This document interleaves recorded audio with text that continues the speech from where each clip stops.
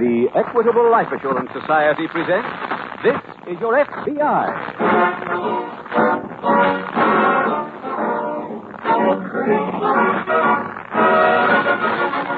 This is Your FBI, the official broadcast from the files of the Federal Bureau of Investigation. Presented as a public service by the Equitable Life Assurance Society of the United States and the Equitable Society's representative in your community.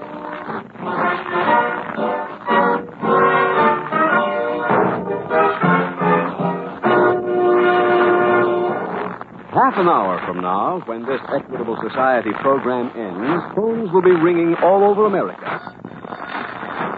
People will be phoning their Equitable Society representatives and saying, "Will you bring me a copy of the fact-finding chart for fathers and mothers? I've just heard about this service on This Is Your FBI." Hundreds of other listeners will send postcards to the Equitable Life Assurance Society. How do we know? It happens every year when we make this offer. What is this fact-finding chart for fathers and mothers? What facts does it help you find? Listen carefully in about 14 minutes, and you'll learn all about this famous chart created for you by the Equitable Life Assurance Society of the United States.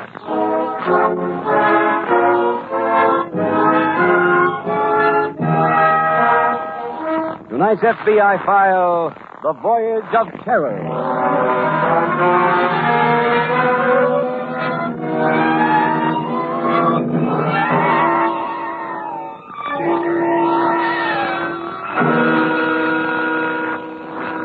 The overwhelming majority of those of you who listen to these case histories from the files of your FBI do so because you feel that this affords you a half hour of escape.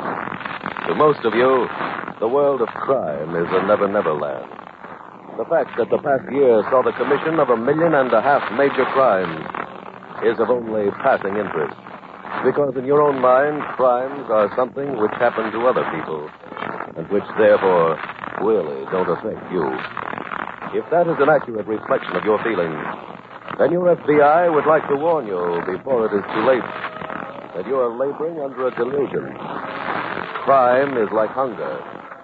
If there is a widespread starvation anywhere in the world, it must ultimately affect you, for it will continue to spread until something is done to stop it.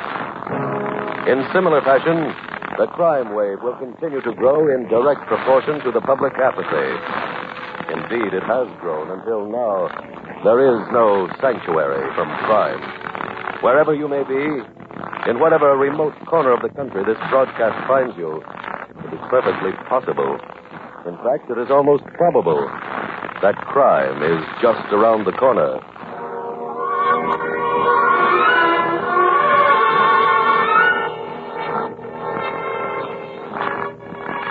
Tonight's file opens aboard the El Dorado, a small boat used by Dr. Henry Wilson and his wife in their search for rare specimens of sea life. It is late afternoon, and a heavy fog lays over the Pacific off the southern California coast. Dr. Wilson is at the wheel as his wife approaches. See anything? Oh, not very much. But according to the last reading I took, we're headed straight into the harbor. I don't ever remember a fog closing in this quickly. How are things below? Fine. I think they'll be quite pleased at the museum when they see what we brought back. I know they will. Henry, I think I see something off the port side. I can't make anything out. I was sure. Wait, I just caught a glimpse of it again. Yes. I see something now myself. It's like a small boat. That's what it is. We gotta hail them. All right. Ahoy there. Ahoy there. They're close enough to hear you blow the foghorn. I can see the name on her now, Henry. She's the Neptune's pal. She's drifting this way. Marjorie, get the boat hook. All right, dear. Anybody aboard? Here you are, Henry. Oh, thanks. I think she's close enough now for me to reach her. Let me help. Got her. Now, let's pull her in. There. Henry, there's a man lying on the deck. Yeah. He's bleeding. Marjorie, take the hook. Hold it fast. I'm going to jump over. All right. better give me a hand, Marjorie. He's bleeding, but he's still alive.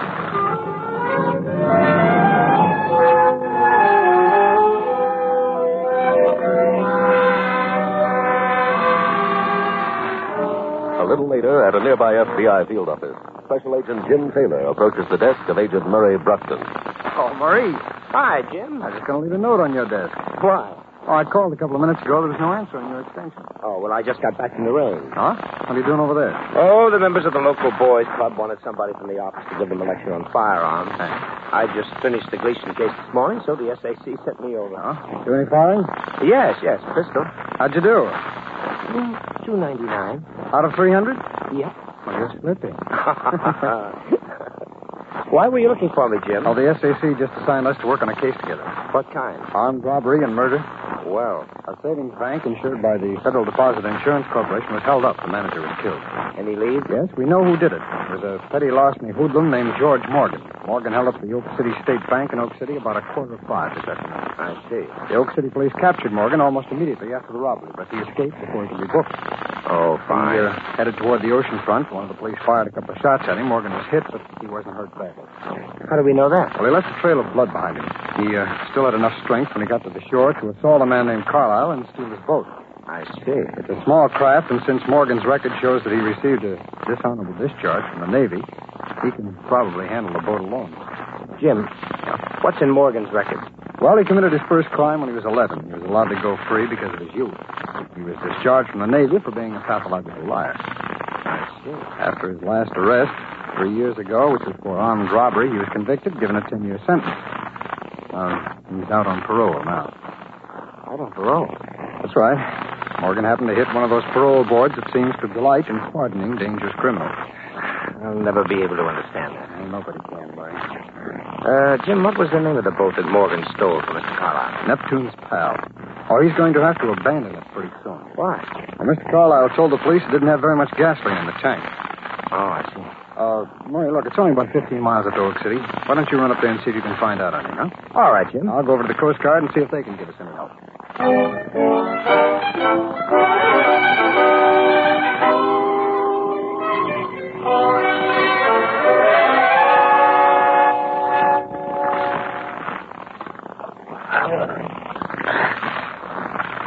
Just lie still. You'll be all right.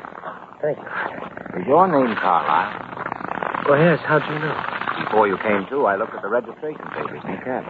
Oh. I must have been out for quite a while. The last thing I remember was that it was still light. That's quite a nasty wound you have. Yeah. How did it happen? I was fishing with a harpoon.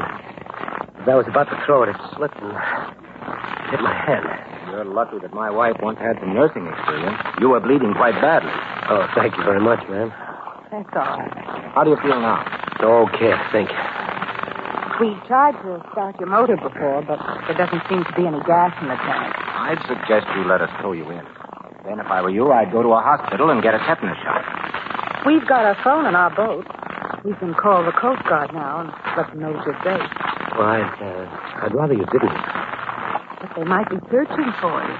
Well, look, if you called, it would cost me a lot of money. How? Well, my dad's president of a steel company. He sent me here to California on a very important business mission. He told me it was my last chance. If I didn't accomplish it, he'd not only refuse to give me another job, but he'd also cut me out of his will. Oh. So if you call the Coast Guard, there'll be a lot of publicity in the papers about me, and Dad will surely see it. We won't call. Oh, thanks very much. Say, how about my going back aboard our boat and preparing some food? I'll need your help, Henry. All right. We'll keep the lines between our boats, Mr. Carlisle. You can eat with us when the food's ready. Right. Here, Marjorie. Let me give you a hand. All right. There you are. Oh, careful, dear. The deck's a little slippery. I'll watch it. You go below, dear. I want to check the line. Then I'll be right down to help you. Henry, Yes? I want you to call the Coast Guard. But Mr. Carlisle... I'm fairly certain he's not Mr. Carlisle. Why? When I was putting the dredging on his hand, I noticed he has the initials GM tattooed on his arm. And he lied to us about his wound. How do you know? I worked in a hospital long enough to recognize a bullet wound when I see one. Oh. Please call the Coast Guard right now.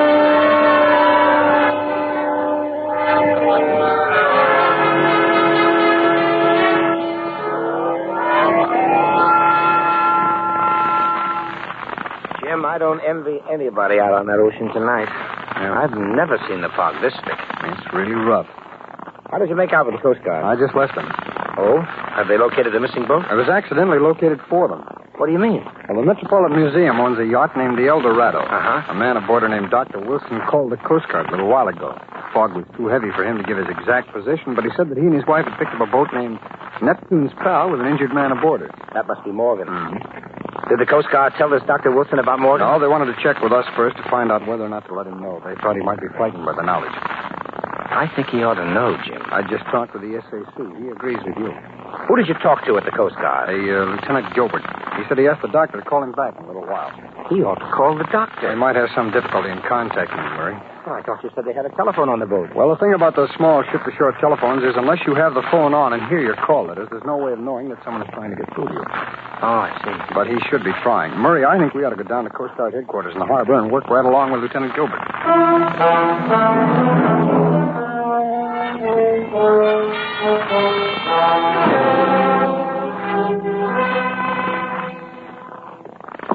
Marjorie? Yes. I called the Coast Guard. Good. I spoke to a Lieutenant Gilbert. He asked me to call him back in a little while. He said he might have some message for me. Henry, dear, I think it might be better if you called him now instead of waiting. But why? I just don't like having that man this close to us. Now, Marjorie. Henry, I'm not the fluttery type, but if that man is a criminal, he might have a gun. He has no gun. I'd have felt it when I lifted him up off the deck. Nevertheless, I still think it would be wiser to call the Coast Guard now. All right. I wish we'd never seen his boat. Darling, everything will work out. Pacific City Marine Operator calling WA 2758 El Dorado. Someone calling us. KOE Pacific City Marine Operator calling WA 2758 El Dorado.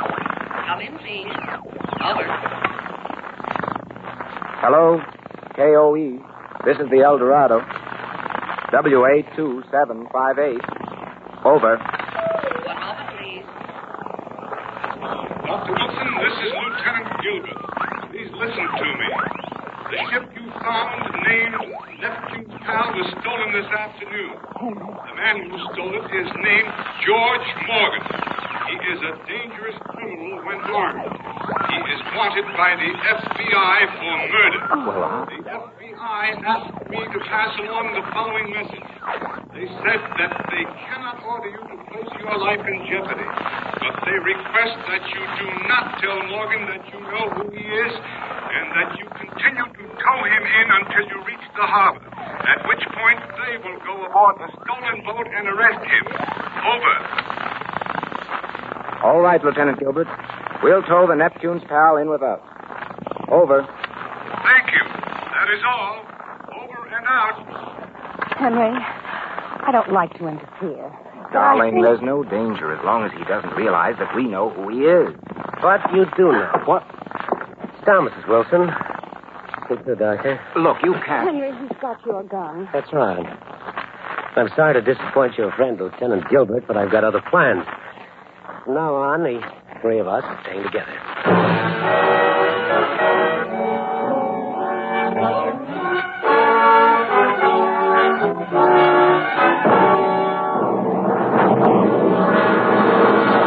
We will return in just a moment to tonight's exciting case from the files of your FBI. Now, listen. Before that clock has ticked away many more seconds, you may find yourself making an important decision. And that decision will be to get the Equitable Society's famous fact-finding chart for fathers and mothers. Well, I'm a father, Mr. Keating. What will that chart do for me? Well, Stan, I'll answer that question by asking another. If you should die unexpectedly, what monthly income would your wife and children need to live the way you want them to? Well, I'm not sure. I suppose I could make a rough guess. You won't need to guess when you have the fact-finding chart for fathers and mothers. You'll know exactly how much money your family would need to maintain a decent standard of living. Look, here's a copy of the chart. Every foreseeable expense is provided for. See how easy it is to fill in, because you're guided by pictures every step of the way. You're right. My wife and I could do it in 5 minutes. Yes, that's all the time it takes with this equitable chart to figure out the minimum income your family would need to keep going and keep together during the critical years until your youngest child finishes high school. Okay, Mr. Keating. Guess I'll buy one of these charts right away. Now, you can't buy them, Stan. They're free. Phone your Equitable Society representative and ask him to bring you a fact-finding chart for fathers and mothers. Or send a postcard, care of this ABC station, to the Equitable Life Assurance Society. Your request will be forwarded to the nearest Equitable representative.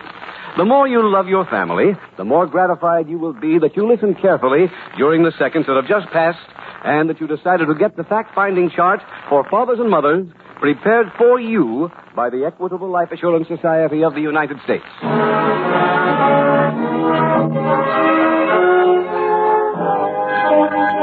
And now back to the FBI file, The Voyage of Terror.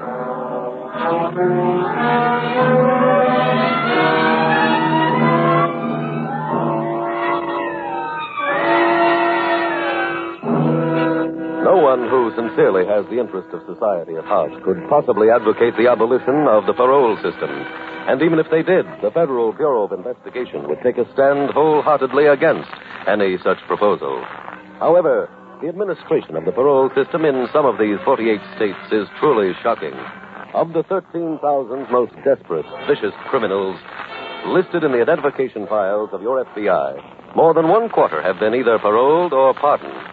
Among them in the past have been many who later graduated to the position of public enemy number one, criminals like Babyface Nelson, Pretty Boy Floyd, Alvin Coppers, and John Dillinger. Your FBI appeals to you as representative citizens to look into the parole situation in your state. If handled correctly, the parole system can help to regenerate many a person who has been convicted because of extenuating circumstances. But when that system is abused, as it is currently being abused in some places, it can negate the best work of any law enforcement agency and put back on the street the criminal who has only recently been convicted of any crime in the book, up to and including murder.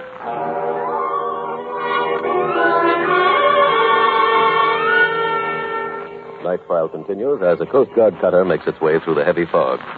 On deck are Special Agents Jim Taylor and Murray Brockton. Now, according to the chart, Murray, we're just about where the El Dorado was when Dr. Wilson called in this afternoon. Yes, I know, Jim. Between this cutter and the one that's searching the waters south of here, I thought we would have found them by now. Well, they could be 50 feet from us, Jim, and we wouldn't know they were there. Yeah. Lieutenant Gilbert said that this is the first time he could remember when fog lights didn't help at all. You know, I don't like not being able to get in touch with the El Dorado. I'm afraid they'd run into trouble. It only mean one thing. Morgan must have somehow gotten control. Mr. Taylor, Oh, yes, Lieutenant Gilbert. the radio room just got a message from the other cutter. They find the El Dorado? They found both the El Dorado and the Neptune's pal. Good. Wow. I'm afraid it's not so good so far as you men are concerned. Oh, why not? The two boats were drifting free. There wasn't a person aboard either one of them.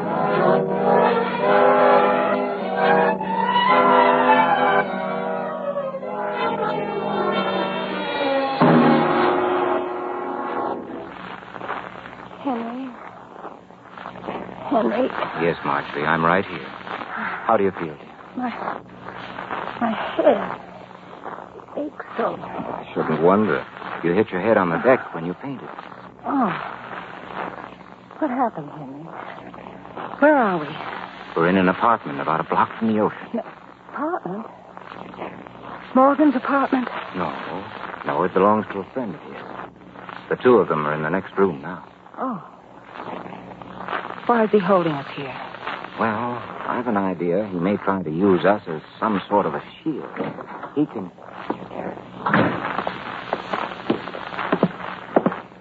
Well, I'm glad to see that you're feeling better, Mrs. Wilson. When are you letting us out of here? Oh, real soon. A friend of mine is lending me his boat. We're all going to Mexico together. Mexico? Look, I promise on my solemn word of honor that if you release us, we won't go to the police. I'm sorry, I don't trust you. You'll never get out of the harbor in this fog. Mrs. Wilson, I won the Navy Cross during the war for my navigation. It was when the Marines were in trouble at Guadalcanal. Convoy loaded with fresh troops coming from the States got lost in the fog. I went out in the PT. Look, we don't want to hear any more of your lies. Why, you... Take it easy, Doc. I don't like that people call me a liar. Marjorie. I'm all right, Henry. Now, hear me good, both of you. I gave my friend a list of provisions for the boat. It'll probably take him a little time to get him aboard. We'll have to meet him in an hour. We'll leave by that window and back. We'll go down the fire escape to the alley. At the end of the alley is a pier and a flight of steps leading down to a float that runs underneath the pier. We'll wait on that float until my friend comes with the boat. And remember one thing. I've still got your gun.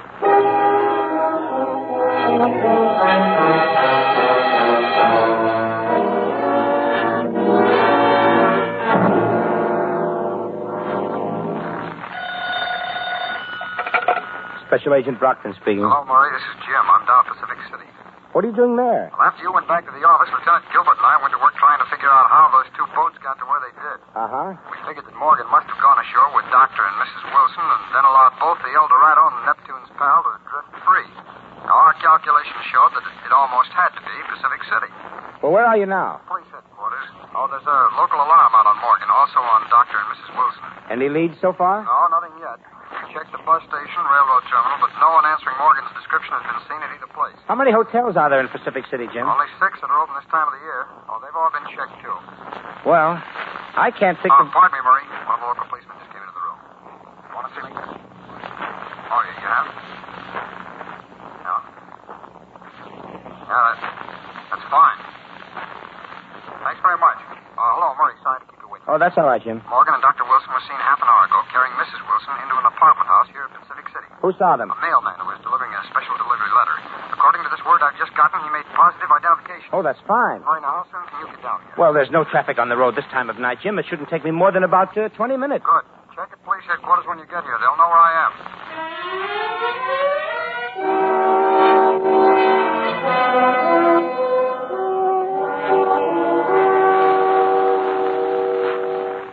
Are you in there, Jim? Murray?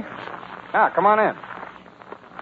Well, whose apartment is this? A man named Charles Dixon. Well, how does he fit in? Well, when I found out that George Morgan had no apartment in this building, I checked through his arrest record to see if he'd ever been arrested with any of the tenants. Good hunch, Jim. Yeah, it was a good hunch. We were lucky. Dixon was arrested with Morgan at one time. How long have you been here? Only a couple of minutes. It took me a little while to get a search warrant for this place. Then it took me about 10 minutes to wake up the superintendent so that I could get a key. Mm-hmm. Found anything yet? Well, all I know for sure is that those other two people the mailman saw in the lobby with Morgan were Dr. and Mrs. Wilson. How do you know that? I found Mrs. Wilson's handbag in the next room. I see. So they've been here and moved on already. Now the question is, where did they go? Yeah. Hey, Murray. Hmm? Come here. Take a look at this. What is it, Jim? A writing tablet. Come on. I think I know where Morgan's headed.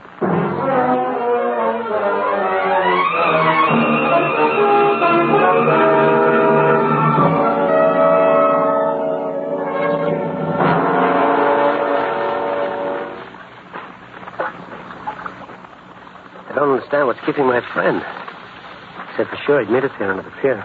You cold, Marjorie? No, I'm all right, dear. And I won't faint again. Hold it. The man at the end of the pier with a searchlight. Maybe he'll see us. You better not, for his sake and yours. Don't make a sound. Here he comes.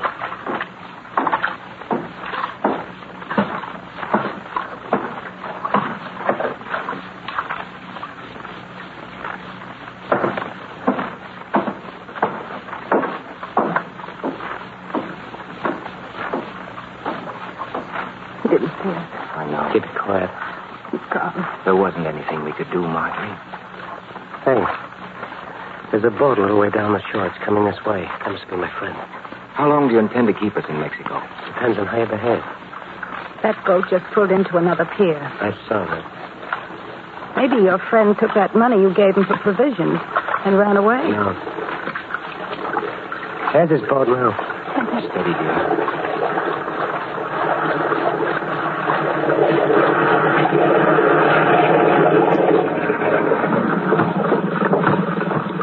you, Charlie? No, Morgan. It's not. Huh? Put your hands up in the air. Special agents, the FBI. Dr. Wilson? Yeah. Good. Agent Brockton will see to it that you and Mrs. Wilson are taken back up to where the El Dorado is anchored. All right, Morgan. Come on, we're going to headquarters.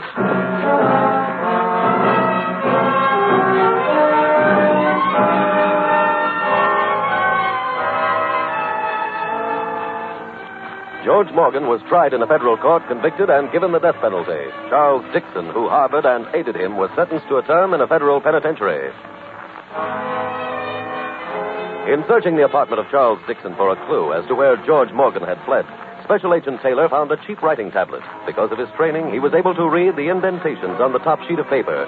He recognized the various items as a list of provisions, and when he saw the item fresh water, he realized that Morgan intended to make another trip by boat. An immediate check at the only provision store open all night brought about the arrest of Charles Dixon on a charge of harboring a fugitive. When confronted with the fact that Morgan might kill Dr. and Mrs. Wilson, and that would make him a full accessory to their murder, Dixon revealed his rendezvous point with Morgan to the two special agents.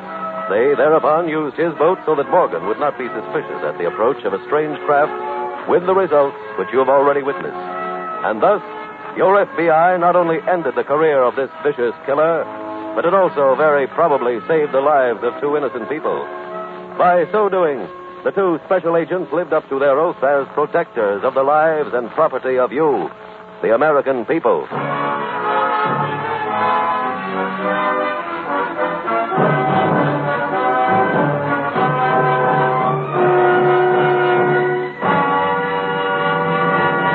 In just a moment, we will tell you about next week's case from the files of your FBI. But now, listen. Yes, our clock goes ticking on. Time goes rushing by. So don't postpone that important decision you made a few minutes ago. Get that fact-finding chart for fathers and mothers right away. Then you can make sure that even if the unexpected does happen, the house your children live in will still be a comfortable home, a secure home, a happy home. Phone your Equitable Society representative soon, or send a postcard to the Equitable Society, care of this ABC station. Your request will be forwarded to the nearest representative of the Equitable Life Assurance Society of the United States.